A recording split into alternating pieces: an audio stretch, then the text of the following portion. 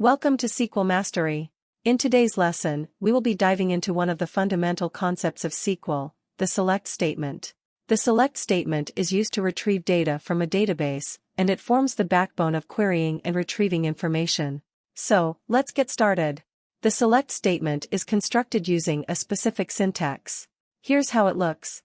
As you can see, the select statement begins with the keyword select, followed by a list of columns that you want to retrieve from the database. Let's look at an example to better understand how the select statement works. Consider a table called customers with columns such as customer ID, first name, and last name. To retrieve the first name and last name of all customers, we would write the following SQL query. In this example, we're using the asterisk symbol after select to indicate that we want to retrieve all columns. However, you can also specify individual columns by separating them with commas. Now that we know how to retrieve columns, let's discuss the next part of the select statement, which is the from clause. The from clause specifies the table from which you want to retrieve data. In this example, we are retrieving data from the customers table. The where clause is an optional part of the select statement that allows you to filter the data based on specific conditions.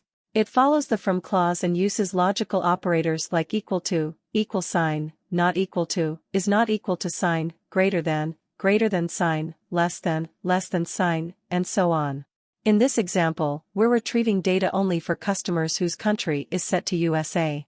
The where clause is useful for narrowing down the results and retrieving specific information. The order by clause is another optional part of the select statement that allows you to sort the results set in a particular order.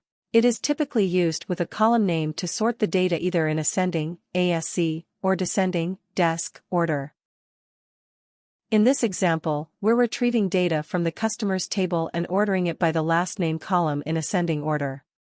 Lastly, the top clause allows you to limit the number of rows returned by a query. It is often used in conjunction with the order by clause to retrieve a specific number of rows from the top or bottom of the sorted results set. In this example, we're retrieving the top 5 rows from the customers table, ordered by the last name column. Let's quickly recap what we've learned about the select statement. The select statement retrieves data from a database. It starts with the select keyword, followed by columns or expressions to retrieve. The from clause specifies the tables from which data is retrieved. The where clause filters the data based on conditions. The order by clause sorts the result set.